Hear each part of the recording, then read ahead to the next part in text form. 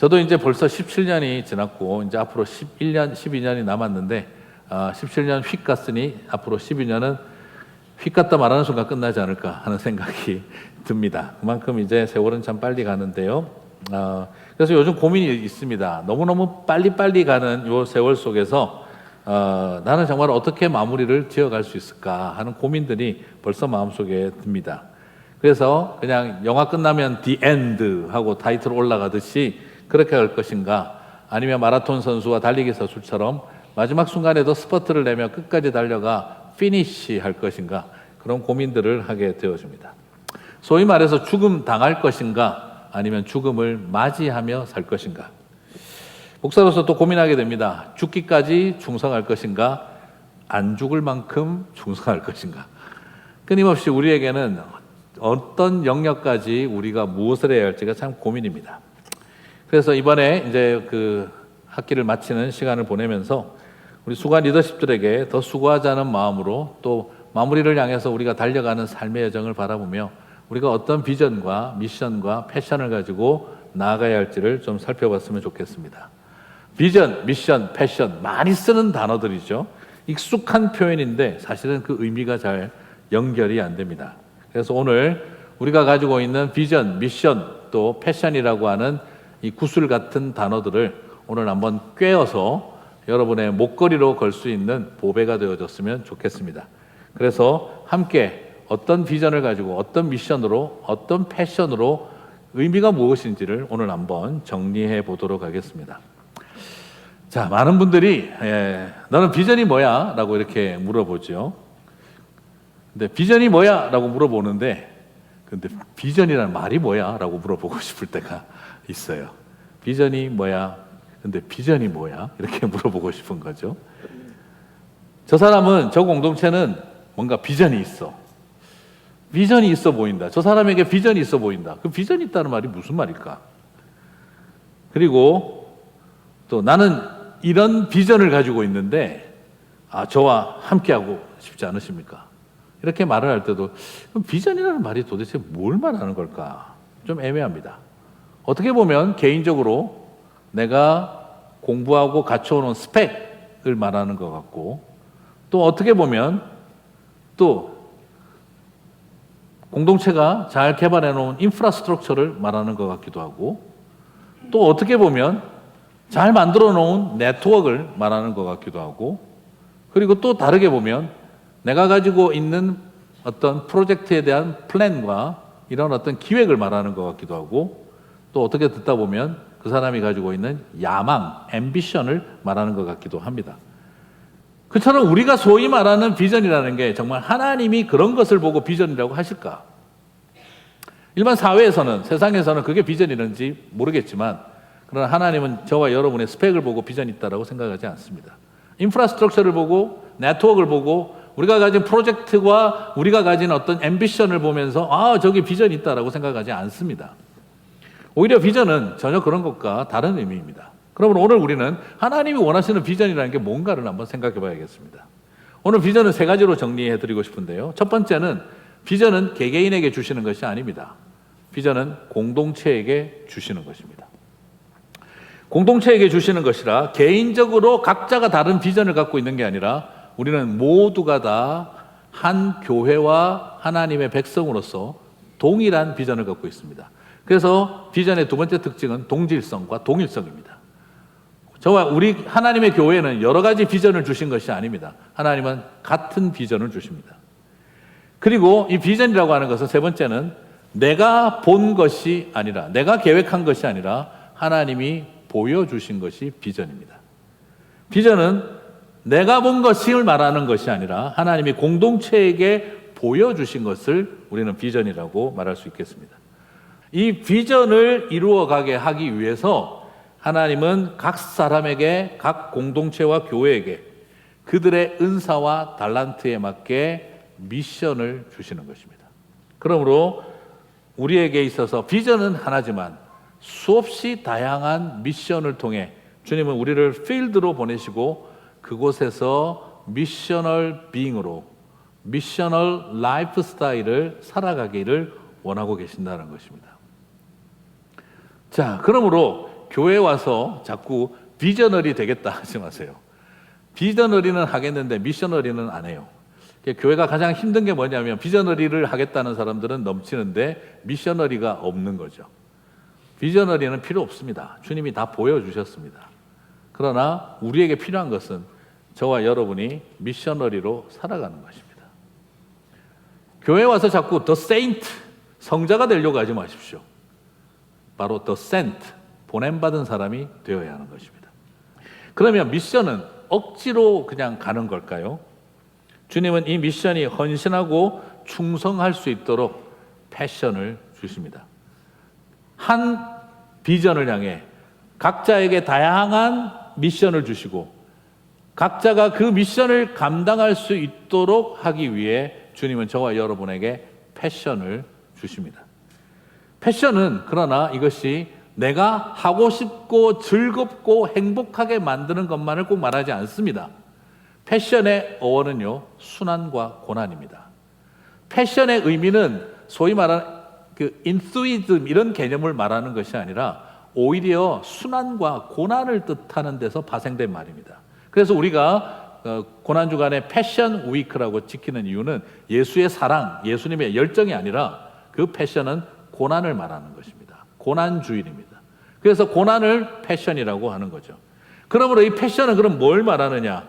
열정이 아니다, 사랑이 아니다라는 걸 말하는 게 아니라 고난과 십자가와 고통을 감수할 만큼 내 가슴 속에 벅차오르게 사로잡는 사랑, 그것이 패션이라는 거예요. 어떤 고난과 어떤 십자가와 고통이 있어도 결코 사그러들지 않는 내 가슴 속에 넘치는 사랑을 말하는, 열정을 말하는 것입니다. 자, 그런데 여러분, 이 비전과 미션은 그러므로 사탄이 건드릴 수 있을까요, 없을까요? 감히 건드리지를 못합니다. 그리고 사탄도 전략이 좋기 때문에 안 건드립니다. 비전과 미션을 건드리지 않아도 무너뜨릴 방법이 있습니다. 그게 바로 뭐냐면 패션을 변질시키는 것입니다. 하나님이 주신 패션이 아니라 내가 가슴에 불을 붙이는, 자기가 불 붙인 패션이 되게 만드는 거죠.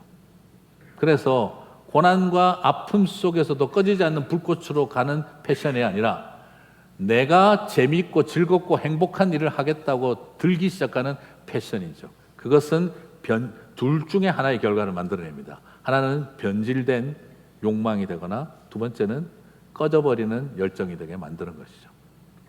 오늘 그래서 너무나 멋진 비전과 미션을 가지고도 변질된 패션 때문에 모든 것을 망치는 한 사람에 대해서 퀴즈를 내고자 합니다. 이 사람은 누구일까요?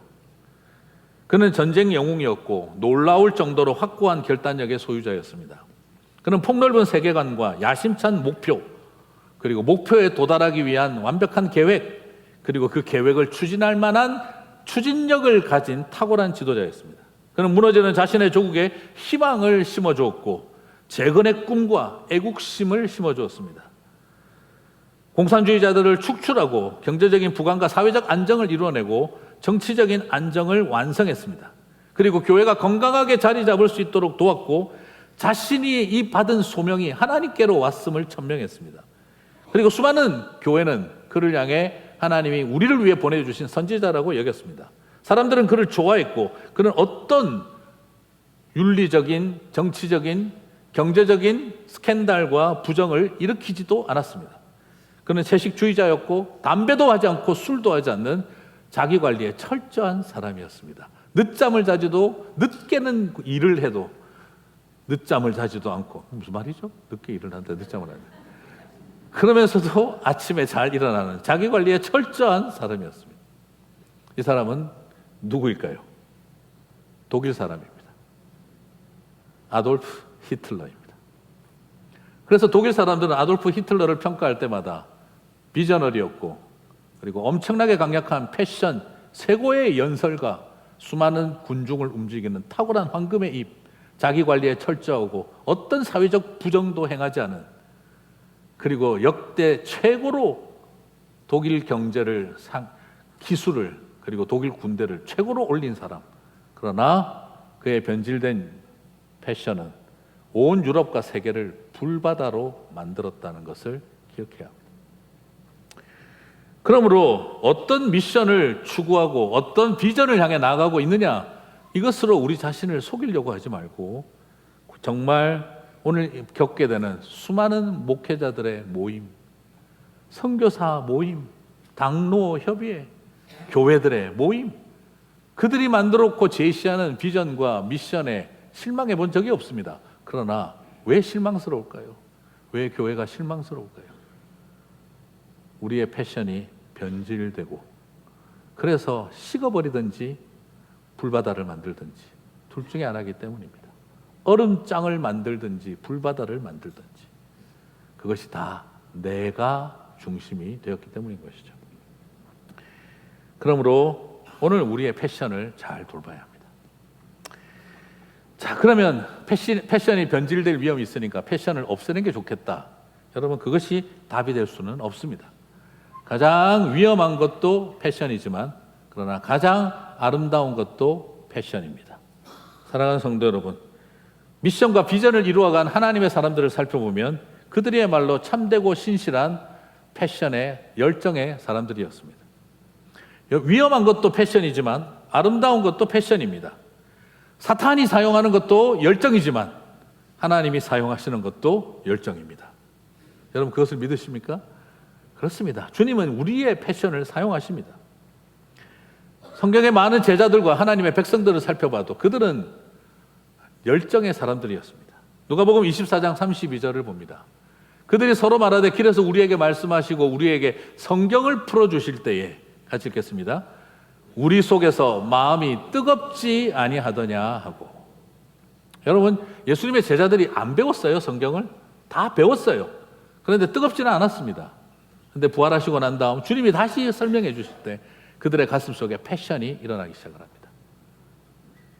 예수님이 십자가에서 죽으시고 부활했다는 말을 듣고 도망가던 사람들이 이젠 다시 예루살렘을 향해 돌아가게 됩니다. 가슴 속에 패션이 시작됐기 때문입니다. 로마서 12장 11절을 봅니다. 같이 읽겠습니다. 부지런하여 게으르지 말고 열심을 품고 주를 섬기라. 로마서에서 1장부터 11장까지 교리를 가르친 바울은 12장에서 말합니다. 그러므로 스마트해져라, 똑똑해져라, 지혜로워져라가 아닙니다.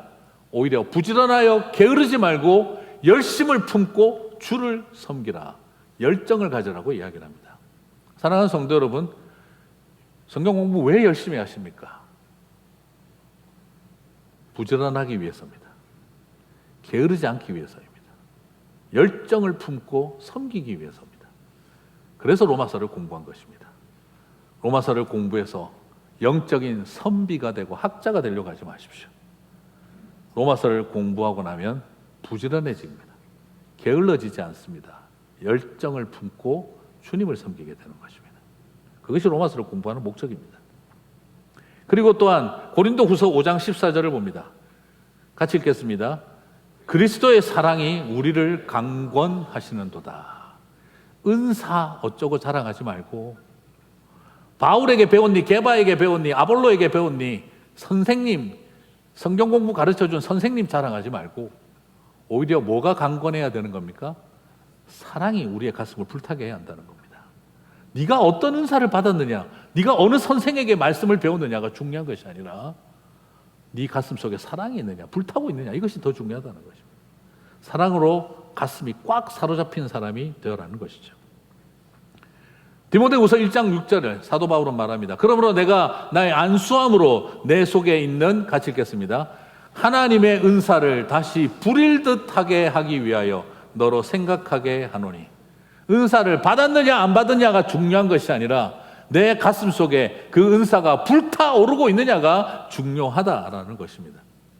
사랑하는 성도 여러분, 이처럼 하나님의 사람들은 그 속에 불타는 패션을 안고 자기 미션을 수행해 나아가서 하나님의 비전을 향해 달려간 사람들이었습니다. 세속의 열정은 적극적인 흥미와 자기 열심과 취미생활을 격려합니다.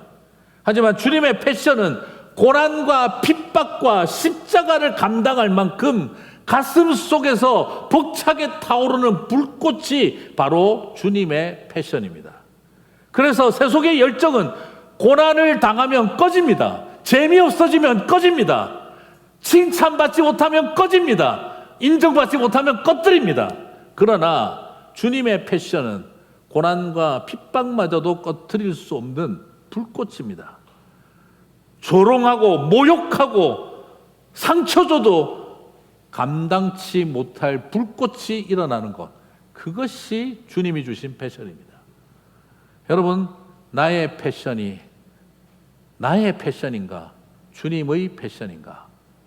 그것은 칭찬받고 박수받고 격려받고 잘되면 타오르는 것은 취미생활입니다. 그러나 조롱당하고 고통받고 상처받아도 꺼지지 않는 불꽃을 만난다면 그것이 바로 주님의 패션입니다. 사랑하는 성도 여러분, 그 패션을 가진 하나님의 사람들이 되시기 바랍니다. 여러분, 솔직히 그렇지 않겠습니까? 이런 패션이 있다면 죽어도 좋겠습니다. 평생 살아가며 그런 패션 한번 못 가지고 살아간다면 결국 내 취미생활, 내 좋아하는 거 하다가 재미없으면 그만두고 그렇게 가는 인생 살아가는 것이 아니라 어떤 고난과 핍박이 있어도 끝까지 갈 수 있는 불덩어리 가슴에 안았다면 얼마나 행복한 삶입니까? 그렇게 끝까지 사랑할 수 있다면 그것이야말로 낭만 아니겠습니까? 저는 그런 낭만을 저와 여러분이 갖게 되시기를 바랍니다. 사랑하는 성도 여러분, 오늘 예레미야를 보십시오. 그의 미션은 여호와를 선포하며 그의 이름을 말하는 일이었습니다. 조금 뭐 어렵겠나 싶죠. 그러나 예레미야 20장 8절은 내가 말할 때마다 외치며 파멸과 멸망을 선포함으로, 그의 미션은 뭐였냐면 유대를 향한, 예루살렘을 향한 하나님의 심판을 선언하는 일이, 하나님의 이름으로 선포하는 일이 그의 미션이었습니다. 여호와를 선포하고 하나님의 이름으로 말을 하면 모두가 다 좋아하는 게 아닙니다. 예루살렘의 멸망과 심판을 예언해야 했던 그의 미션이었습니다. 그 결과 여호와의 말씀으로 말미암아 내가 종일토록 치욕과 모욕거리가 됨이니이다. 사람의 열심으로 하면 할 수가 없는 일입니다. 분명히 할 수가 없는 일입니다. 그래서 예레미야는 말합니다. 그의 패션은 꺼지지가 않았다고 이야기를 합니다. 20장 9절을 보십시오. 같이 읽겠습니다. 내가 다시는 여호와를 선포하지 아니하며 그의 이름으로 말하지 아니하리라 하면 나의 마음이 불 붙는 것 같아서 골수에 사무치니 답답하여 견딜 수 없나이다. 예레미야는 말합니다. 인간적으로 내 패션은 다 죽어버려서 내가 다시는 여호와 이름으로 하나님의 말씀을 전하지 아니하리라. 왜 내가 예루살렘 망한다 소리, 멸망한다 소리를 해가지고 이렇게 치욕과 모욕거리가 돼야 하나? 나 선지자 안 해. 나 이제 교회 안 다녀. 나 이제 더 이상 하나님 어쩌고 저쩌고 하나님 나라를 위해서 뭐 헌신하고 희생하고 안 해. 그런 마음을 가졌는데 가슴 속에, 내 심장에 하나님의 말씀이 불꽃이 되어서 내 뼛속에 사무치니 내가 참을 수가 없다라고 이야기를 하고 있는 겁니다. 이것이 주님의 패션인 줄 믿습니다. 사랑하는 성도 여러분, 이걸 예레미야 20장 9절을 세 번역으로 좀 보겠습니다. 이제는 주님을 말하지 않겠다, 다시는 주님의 이름으로 외치지 않겠다 하고 결심하여 보지만 그때마다 주님의 말씀이 나의 심장 속에서 불처럼 타올라 뼛속에까지 타들어가니 나는 견디다 못해 그만 항복하고 맙니다. 이 고백이 저와 여러분의 평생의 고백이 되실 수 있기를, 저주가 아니고 축복입니다. 축복합니다. 내 가슴 속에, 내 심장에 꺼지지 않는 불꽃이 있고 뼈에 사무치게 불덩어리를 가진 삶이 되고 싶다. 사랑하는 성도 여러분, 저는 신학교 다닐 때 이 말씀을 묵상하면서 하나님, 내 심장에 불꽃이 있게 해주십시오. 그리고 내 뼛속에 불을 담게 해주십시오. 그때 알았어요. 제 이름이 병주 아닙니까? 한자를 보니까 불꽃병자에 두를 주자더라고요. 아, 그래서 내 이름이 불꽃병자에 두를 주자구나. 이름대로 산다. 그 생각을 하고 싶었습니다. 근데 정말 그런 마음을 먹습니다. 신학교 다닐 때 심장 속에 불꽃이 있고 그리고 내 뼛속에 불덩어리가 가득 차 있는 삶이 될 수만 있다면, 어떤 십자가와 모욕과 치욕과 조롱이 있다 할지라도 나 여호와의 이름으로 아무 말도 하지 아니하리라 하고 싶은 그 마음을 이길 수 있는 하나님의 말씀에 대한 패션을 주십시오. 사랑하는 성도 여러분, 하나님의 사람들은 어떤 사람들입니까? 심장에 불씨를 품어 뼛속에 사무치기까지 불덩어리를 품은 사람들입니다. 그러므로 어떤 고난과 현실의 아픔이 홍수처럼 파도처럼 우리를 휩쓴다 할지라도 엄몰되지 아니하고 침몰하지 아니하고 꺼뜨릴 수 없는 하나님의 불을 가슴에 품은 사람으로 살게 될 줄 믿습니다. 그래서 목사로서 저는 그렇게 기도합니다. 하나님의 말씀이 내 심장 안에 있는 불씨가 되게 해주시고 내 뼛속에 간직한 불덩어리가 되게 해주셔서 제단 위에 나를 드리니 하나님의 말씀이 그 어떤 고난의 핍박과 홍수와 파도가 꺼뜨리지 못하는 하늘 불꽃이 되게 하셔서 나를 완전히 불타게 하옵소서. 사랑하는 성도 여러분, 평생 그런 사랑, 그런 패션 안고 살아갈 수 있다면 여러분의 삶은 결코 어느 누구도 실패라고 말할 수 없을 것입니다. 그 패션이 없는 것이 슬픔이지 그 패션으로 인하여 당하는 고난은 우리를 승리자가 되게 할 줄 믿습니다. 말씀을 마무리하겠습니다. 오늘 주일 예배를 마치고 2주간 한국을 갔다 옵니다. 다음 주일은 우리 이종천 목사님께서 설교를 해 주실 텐데요. 이번에 특별히 일대 담임 목사님께서 이제 80세가 되신 해이기도 하고, 그래서 목사님 80세 기념 선물로 여행 선물을 하려고 이제 제주도 여행을 같이 가려고 합니다. 마음 같아서는 이스라엘을 한번 가고 싶었는데 팬데믹과 전쟁과 여러 가지로 할 수가 없었고, 그래서 이 귀한 일을 또 우리 교회 장로님들께서 허락을 주셔서 배려해 주셔서 또 1대 목사님, 우리 송강용 목사님 부부와 또 2대 목사님 저 부부가 같이 가서 넷이서 차 타고 오롯이 드라이브 하면서 서로 지난날의 이야기들 같이 하고 감사했던 이야기 하려고 합니다. 저는 참 오늘날 많은 교회들이 세습으로 인해서 문제를 겪기도 하고 또 리더십 체인지에서 엄청난 갈등으로 교회가 아픈 모습들도 많이 바라보는데, 그래도 1대 목사님과 2대 목사님 제가 지난 20년 사역하고 17년 또 잘 이어오게 되어서 얼마나 감사한지 모르겠습니다. 2대 목사로 17년을 이제 거의 다가오는데, 그래서 목사님에게 1대 목사님에게 그렇게 말씀드렸습니다. 목사님, 벌써 저도 이제 17년이 다 됐습니다. 오, 그래, 조금만 더 있으면 목사님 따라잡습니다. 목사님 20년 하셨는데 저는 더 할 것 같습니다. 곧 이제 목사님 추월하겠네요. 어떠셨습니까? 서로 그런 이야기하면서 이번에 여행 같이 가시지요. 아이, 무슨 여행을 가? 이런 이야기하면 안 되는데. 안 돼, 이러고 막상 다 잡고 나니까 너무 좋아하시더라고요. 그래서 같이 가서 또 고마웠던 이야기, 못다한 이야기 같이 나누려고 합니다.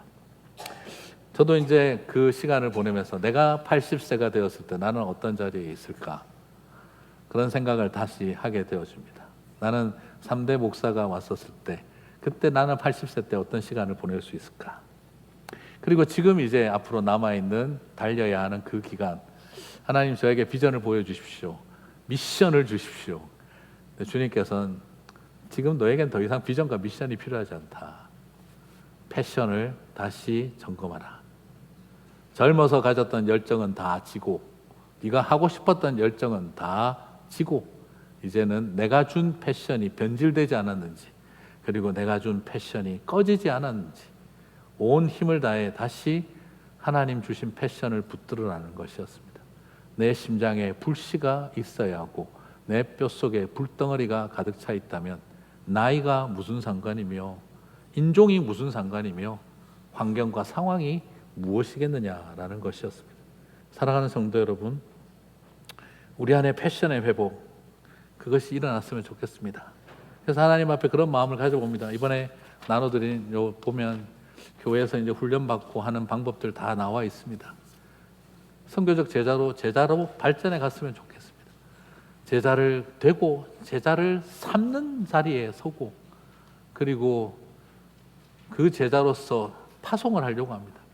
그래서 제자 훈련을 받는 분들에게는 우리 스튜어드 미셔너리, 청지기 선교사라는 이름으로 교회 주보에 이름을 올리려고 해요. 6개월간, 1년간 나는 학교 앞에 가서 라이드 주는 엄마들에게 복음을 전하는 선교사적 삶을 살겠습니다. 나는 안 믿는 가족들을 위해서 기도하는 선교사가 되겠습니다.